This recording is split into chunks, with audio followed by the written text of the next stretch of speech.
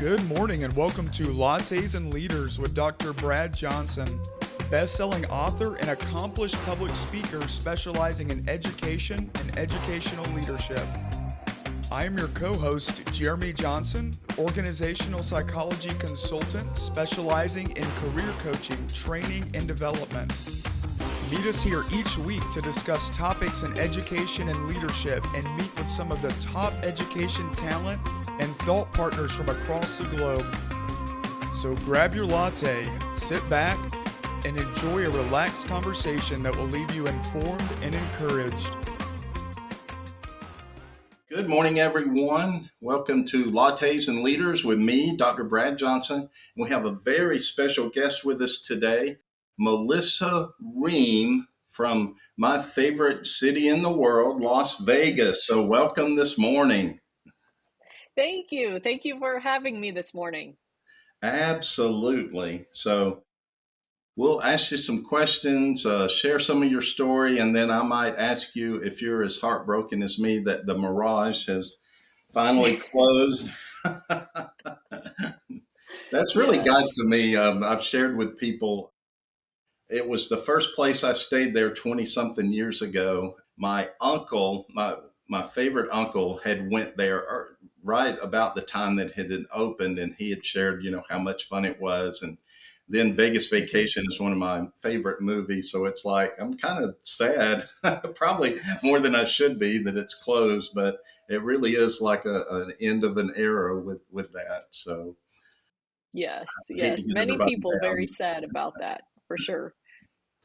So anyway, so it's so good to have you on today. Like I said, I'm excited. I know we chat some. I follow you on social media, and so I'm just looking forward to you sharing your story today. So if you want to just give everybody a little background about, your journey and where you've come from and where you're at now, and, how you're impacting leadership now as well. Yeah, absolutely. So I was born and raised in a small town in Ohio and spent, my childhood there. I went to the University of Toledo to get my degree, my bachelor's degree in education. And then when I graduated from there, I just knew I wanted to be a leader in a large urban school district. I wanted something a little bit more than small town. I wanted to, be a part of a larger impact to the communities. So I applied out here in Las Vegas, and I was hired as a 8th grade science teacher out here, and absolutely loved it. So I was a teacher for 4 years, and then I became I had a passion for administration for many years. So I knew I wanted to be a principal. So I started my master's degree right away, and I became a dean of students and then an assistant principal in middle schools. And then I became the principal at Whitney Elementary School here in Las Vegas 4 years ago. It was the second lowest performing elementary school in the state of Nevada when I got here. And now we are on a great trajectory. We have been in the highest growth percentiles in the Clark County School District for the last 3 years. Is scoring about in the top 20 of schools. There's about 370 schools in Las Vegas, and we have been in the top 20 as far as growth percentiles. So we have very high growth, and just watching it build here and building the culture has been just my absolute joy and my privilege. And it has sent me now, because of the successes that we've had at Whitney, it's gotten my name out there a lot more, and I've been able to be a principal mentor to many new principals. I've been able to work with a lot of new leaders on some of the new curriculums that are coming out, the new ways of teaching and learning. And actually, I have now, just this week, have been promoted to being the Region 2 School Associate Superintendent, where I'll be able to serve 16 schools and being able to help them develop their systems, their structures, build their cultures to new heights. So that's where my journey is taking me, and I'm excited to take that to the next level. Well, congratulations. First of all, that's Thank you. amazing. So, and yeah, opens the doors for you to have an even greater impact. Yes, It's thank you. interest it's interesting, because I think there is people like that. A lot of times people are like, oh, you need to, teach for 20 years or whatever to move in administration. But I'm like you, I think there's some people that really have that heart for it. And Mhm, it's like, I love teaching, but when I went into administration, I loved that more than I did even teaching. Although I missed the students, and I think we all do that, on just mhm, such that level of care and empathy. But, having that positive impact on the teachers so that they can have that positive impact on the students, I think is, you know, probably even more important. And when you have that, you feel like that's your goal or your calling. I think that's powerful because it means you're probably going to do everything that you can, to be successful there. And what do you think mhm, are the rise in what you've done with Whitney Elementary is amazing, and I knew about that. We know some of the same people that brag on you. But what do you think are some of your traits that allowed you to take that school, because more than likely you have a lot of the same staff that was there when it was very low performance mhm, that you took with you along the way. Like with teaching and being an administrator is very different than like a coach where, a coach can come in and bring their whole staff and fire everybody else, and you don't have that luxury. You kind of have who you mhm. have. And so, what do you think are some of the traits that allowed you to kind of change that culture of the school that you mentioned to allow it to, be more of a school of excellence, I guess you would say? Mhm. Yeah, no, that's a great question. And yeah, there is most of the same staff here at Whitney, just a few changes along the way. But I think what I came in with was a lot of belief in them and my confidence in them. I never talked down to them or like, I always had these high expectations for them, and that is really shown through my confidence of how I lead them. And I treat them as they are the professionals in the room. So I open the door to many leadership opportunities within the school. So I have not given a single professional development here. All of my professional development is done by my teachers. My teachers are the ones where I have given them the chances to become the experts, to research fields, to research best practices, come together and present to the staff. And that has given them this teacher agency of owning the work. And they are becoming the experts in the field. And I think it has also shown them that I believe in them. I need them to be successful, and so um, through leadership opportunities and also in social emotional opportunities, we have a whole nother group of teachers that have been able to research social emotional ways of learning and integrating in that into the curriculum, and then they present those ideas to the staff as well. And so we have many opportunities for teachers to shine. And I never forgot that when I first got here, that there's a teacher that has been here for about 22 years. And she said to me that in about 22 years, nobody's ever given me the opportunity to present to the staff or to share my ideas to the staff. You're the first one. What did you see in me? And I said, I what did I see? You're amazing. And it's about the leadership of uncovering those capabilities and seeing their strengths and finding out about them, what makes them tick. And once you unravel that a little bit and you find those amazing things in these teachers, then we as leaders have to give them those opportunities to shine in front of their peers. And so that's how I've done my professional learning here. And how I lead the building is that we have a shared leadership here. And it's really important to me that they know that I have the confidence in them and I know that they're capable. So that has been a huge part of our growth, is that we have really been able to collaborate with each other in those best practices and learn from each other. And then the second piece of that is I didn't keep just adding to their plates. Teachers are so overwhelmed the way it is. They are give a lot of themselves.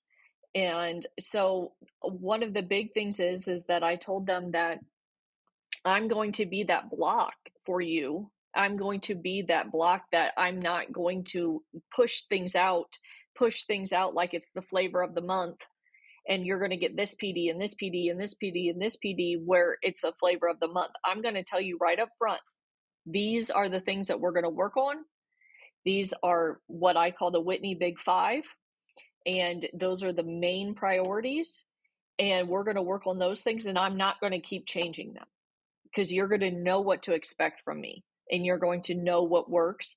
And we're not going to keep changing those for you. So a lot of my new teachers have really thrived here because they know the expectations and they don't get lost in all the minutia of what that new great thing is, because they have a very clear structure of what it means to be a teacher at Whitney. And so that has also given us a lot of success here at Whitney. But there's Yeah. so much to unpack with that. There was like five things that jumped out, and I don't think I can remember all five. My memory's going, but there was a couple hopefully I can remember. But I love the agency that you gave them when the teacher said, wow, how did you even see that? I think that is such an important part of being, I tell leaders, you're a talent scout. You should find the talents in your staff and utilize them. Maximize that potential, because not only that, but when they feel valued, we know the research says when a teacher feels value and their talents are being utilized, they're 6 times more engaged. That's huge. That's, Mm-hmm. that's a, just almost a mind blowing statistic. And so, but I think that that's so important, because sometimes I think as leaders, we forget, like you said, they're very empathetic, kind, focused on others. So they don't often even know what their talents really are. One of the things I ask teachers, I'm like, if I was to ask you to stand up and share, your top 5 talents, they would probably have trouble mentioning even one. But if I ask them, what about one of your teammates? What are their talents? And they could list 3, 4, or 5 instantly, because we see it in other people, but a lot of times we don't see it in ourselves.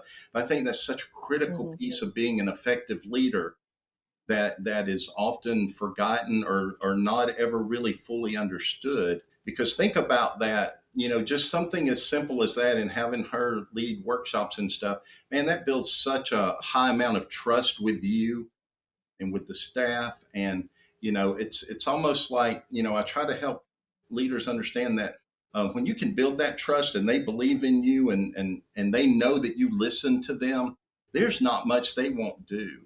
And they will be so awesome at it. Teachers are, we know they often don't have a voice, but man, the beauty of what you did is you look and you say, okay, I see these experiences, I see this expertise, and you make the most of it. And I think that's when schools really do have that ability to thrive. Mm-hmm. Absolutely. When we think about building the culture, but even more than that, when we think about like just traits of a good leader, what do you think are the one or two that you possess that you think have benefited you the most? Um, Probably two main things that I think are my values, my highest values as a leader and just really as a person, is this number one, sense of belonging. I believe that everybody needs to have a sense of belonging. They belong to this family, to this school, to our community, to this PLC, whatever it may be. That there's a sense of belonging there, and that helps build that trust and that feeling of value. And a lot of these newer generations, like the Gen Z and the Alpha, those new generations, some of our student teachers that we have here that come in from the universities, That is a very, very big thing for those generations, is that feeling of value. And so we have to find ways of giving them that. And so, we do a lot of morale type activities with each other where we are just with each other. And we do like coffee with counselors and things where we can just come together as a staff and give them that sense of belonging. And I'm big, it seems like a small thing, but I'm also really big on branding and giving them swag. We wear our school colors. We wear, everybody gets shirts. Everybody has lanyards that shine us. And there's many other things that we do that they gives them this. You are a part of this building in this community, and make sure that you are showing it with pride. And so our school just screams pride when you walk in, with the colors, with the branding, with the logo, with the even the windows, the doors are all very much school pride, and that's part of that belonging, that you belong here. The second one that I would say is a big value of mine and a leadership skill is that collaboration. I'm very collaborative. My door's always open. And when it's shut, there's like, what's wrong with her? Is she sick?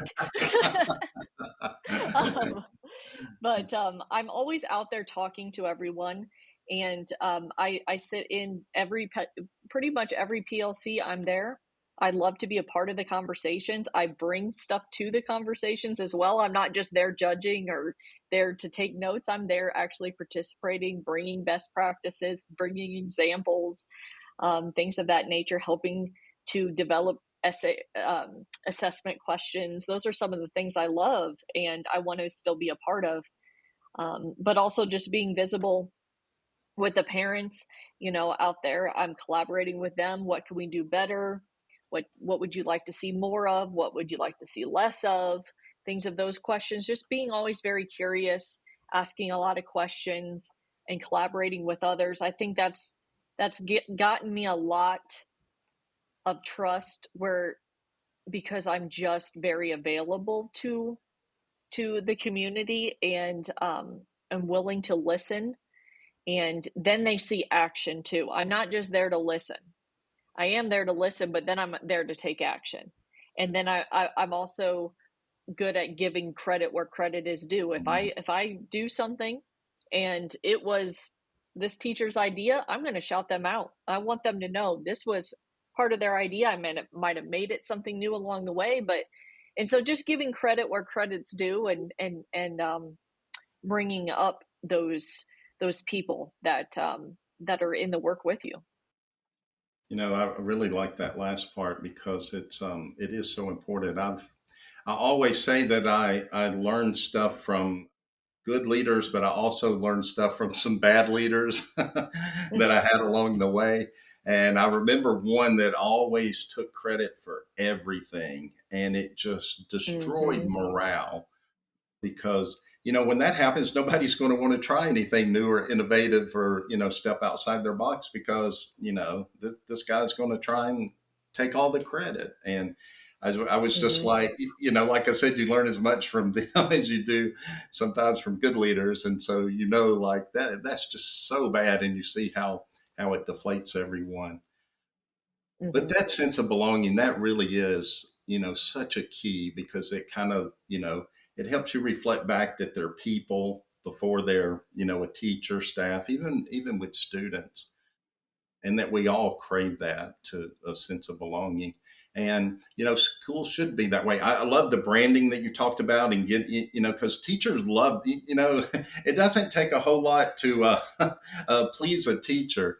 And I remember Hmm. every school year, if we got a mug or a sweatshirt or something like that, man, I mean, just even now, and I hate to say it, but when I travel and speak, if they give me like a t-shirt or sweatshirt, man, I wear that with pride because it's just, you love that, and you love that connection. Hmm. But that is, that sense of belonging is just so powerful, at every step from administrator to teacher, even to students in the classroom. It's so important for them to feel like that, they're part of that community. You mentioned on, and it was leading to one of my next questions anyway, But one of the things I like to talk about is that from about the age of 4 or 5 to about 18, children spend a large part of their life in a school building. And so, Mhm. how do you, and like I said, you alluded to it a minute ago, but is there anything specific you do to build that sense of community with the parents and even with the community at large, maybe with businesses or whatever? Is there, things that you do or strategies or maybe things you're planning to do? Mhm. Yeah, no, it is really important. And I think just having your doors open and letting people come in and express their concerns. I'm always available to them. And there's a lot of parents where I've joined what teachers use Class Dojo for, which is like a communication between the teacher and the parent, but it's like a text message. But I've joined that as the principal, and because I need to meet the parents where they're at. And some parents are busy. This is a 24-hour town, so they are working at night. They are graveyard. They're sleeping all day, and so sometimes they can't make it to our 8:30 muffins with mom. They're sleeping.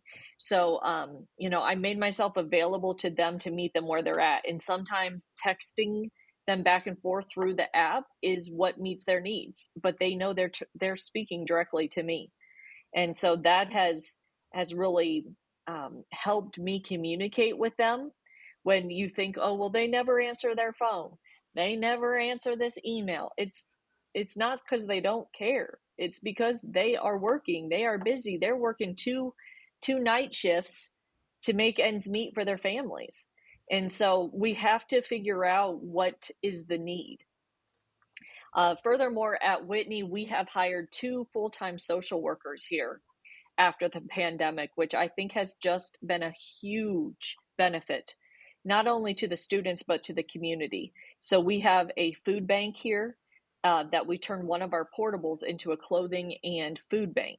Where some of our families, we have about 15 families that regularly come every Friday, and we get donations to fill our food bank, to fill our clothing. They come and there's no questions asked. Take what you need. So we have been very open with that. And then one of my social workers is directly just in charge of wraparound services. And I tell them, get out in the community, knock Mm. on doors, businesses. We have a new builder that is building some new homes by our school. And so I said, go knock on their door and introduce yourself, at that new building complex. And so it's just important about when you're as a leader and you're thinking about your staff and their job duties, what are you making sure that their job duties are aligned to the vision of the school?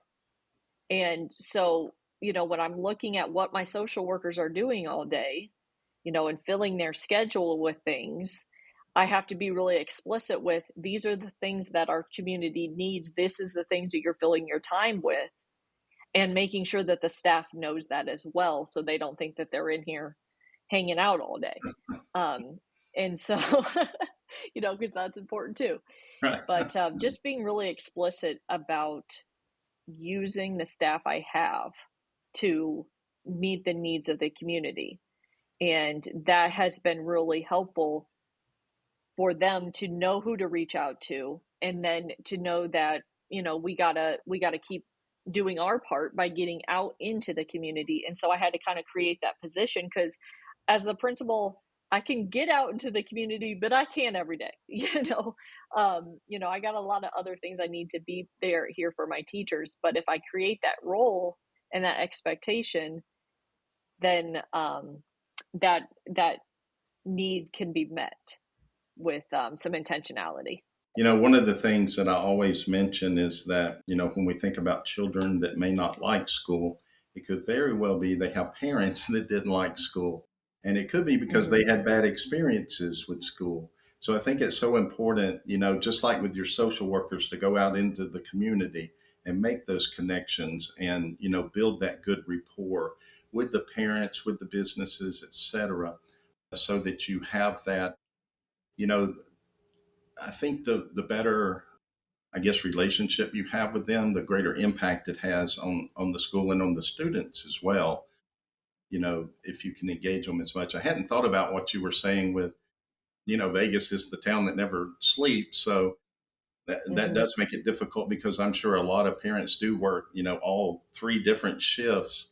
What about is another issue, and it may or may not be, but is there a lot of turnover in families there, or is it pretty stable? Because I'm just guessing in different areas of Vegas that it probably would be different. Yes, yes, different areas of Vegas definitely have different transiency rates, but where Whitney Elementary School is, we have three weekly hotel motels that are zoned for us.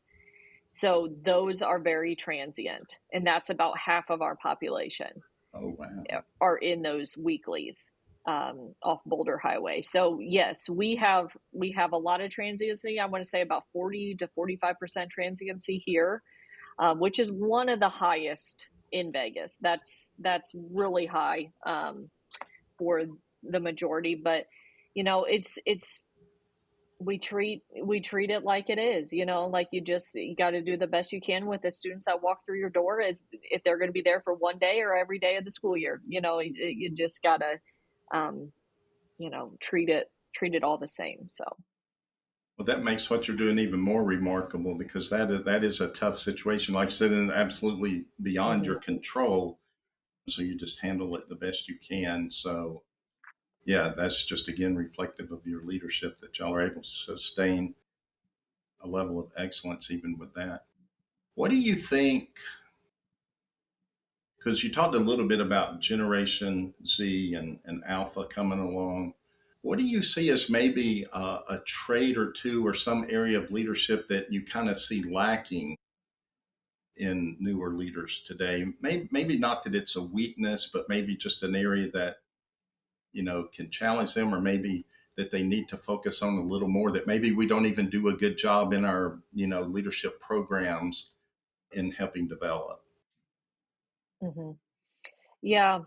um I think that these generations that are coming up, like I said, that feeling of value, but also the needing to be pushed a little bit as well, because what I'm seeing at least is that these generations are really content with just doing kind of the minimum.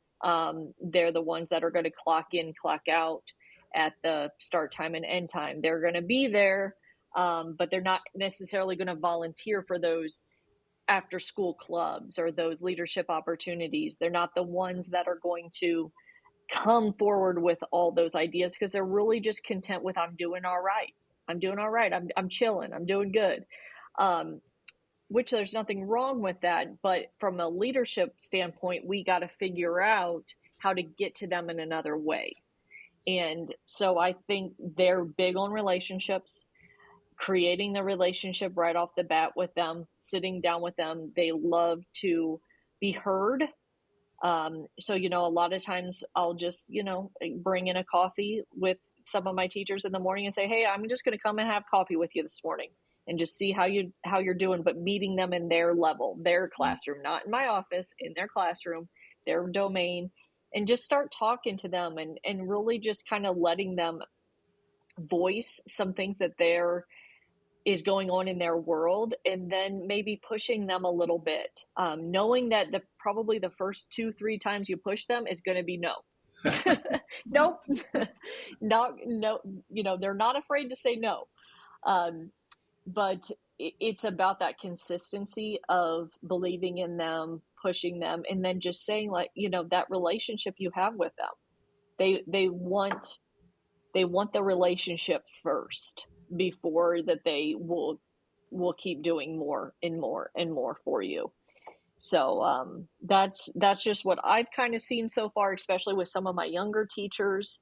That the collaboration and the relationships is really paramount right away, before that they're going to be able to take risks later.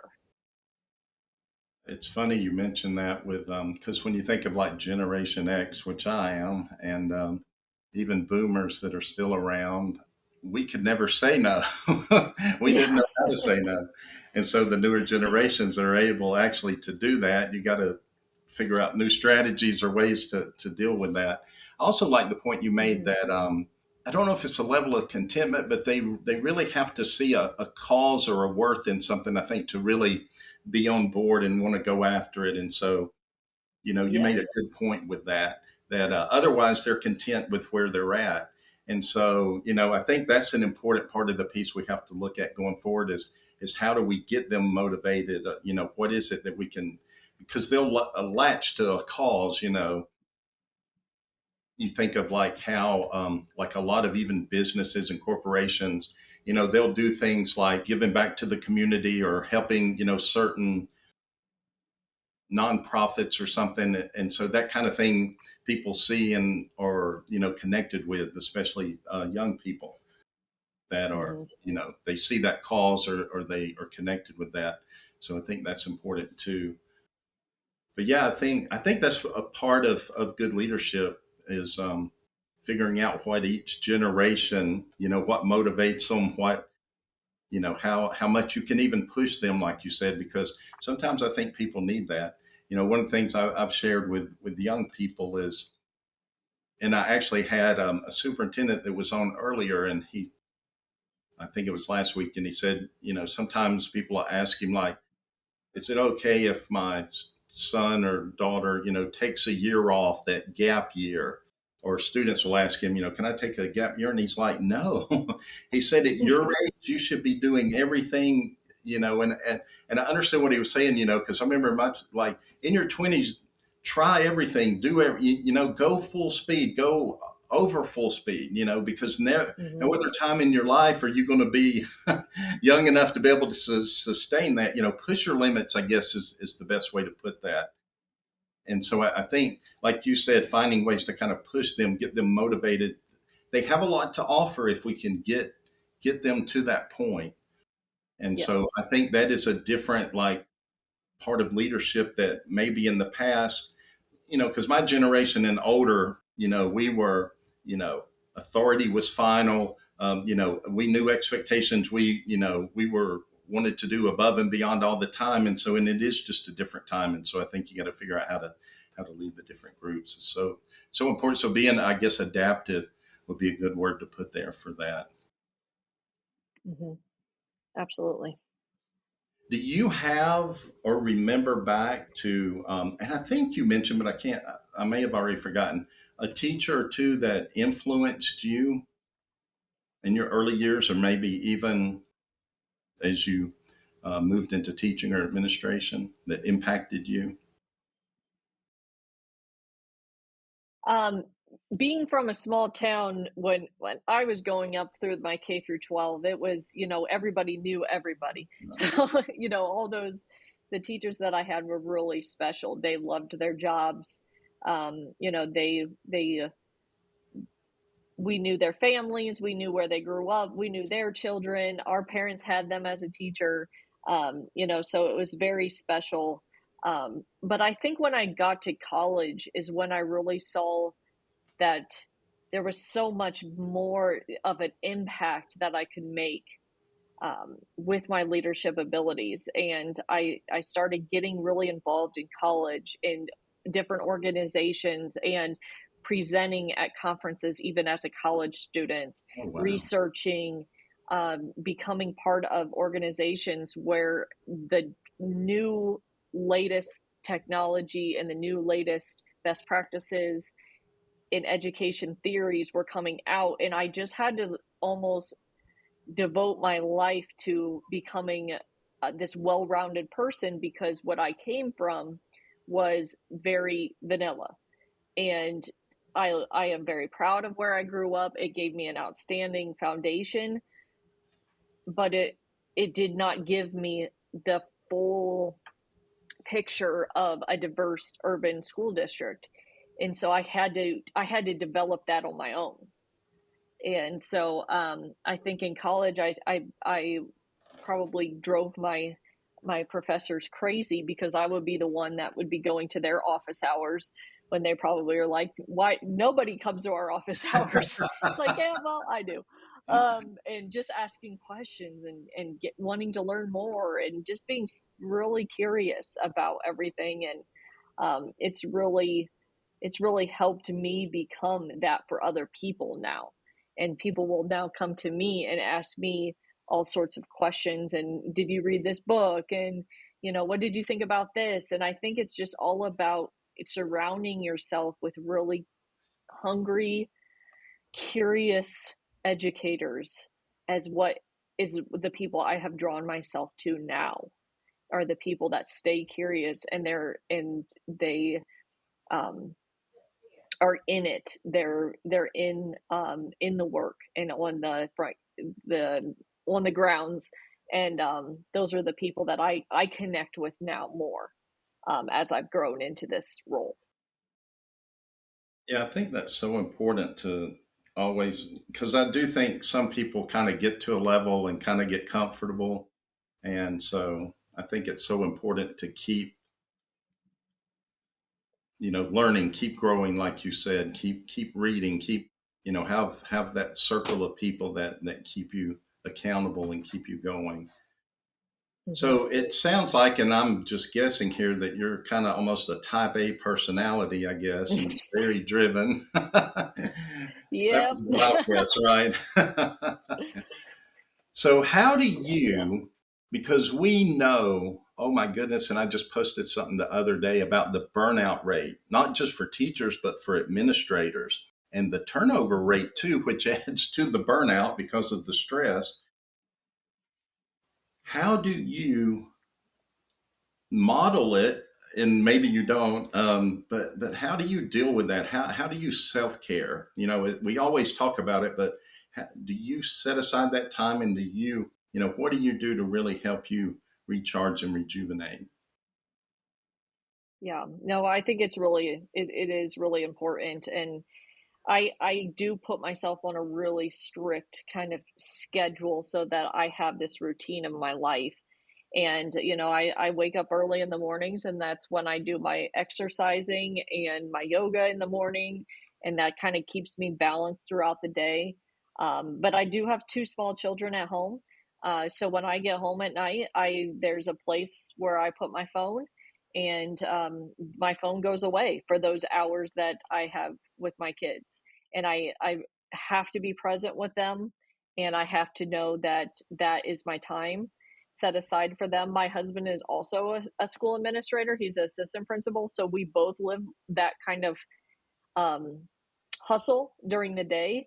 And so we kind of have a rule at night that we don't talk work. We devote that time with our children, and that keeps me really grounded. But it's not a perfect thing. I I really come back to that. This is my life. It is this work because I love this work, and I wouldn't be doing all this if I didn't have a passion for it. So when I do departmentalize things in my life, my work is a huge part of that and a big part of my daily routine, but I don't think of it as work. Um, and that sounds really kind of cliche, but I don't think of it as that. I think of it as my way of serving and living my purpose and spreading joy, and believing in others, and building up other leaders. And so when I don't think of it as work, then my life is being fulfilled throughout the day and fulfilled at home with my children. I'm not thinking of it as work life, home life. I'm thinking about it as serving and modeling and living my joy, and then my home life.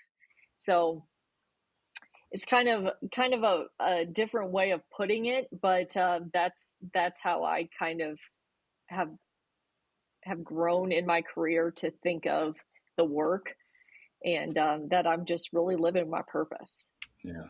Oh, I like that. But I do like, and you do, you're intentional about that time at home.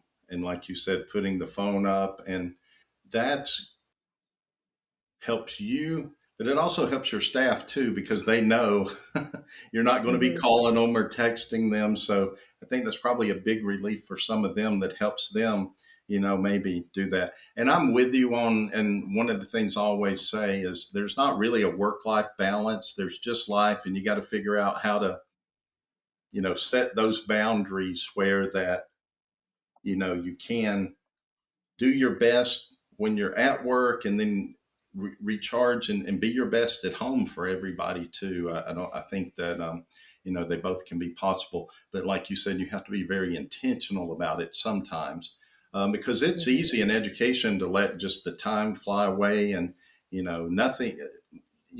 There's always something to do and always something going on. So being intentional about that, I think, is so important. All right, so this is the hardest question of the interview. So this is called Lattes and Leaders. So what is your drink of choice, your hot beverage? Is it coffee, latte, cappuccino, none of the above? What is your go-to? Ice shake and espresso. I just go straight to the espresso. Get the caffeine right in.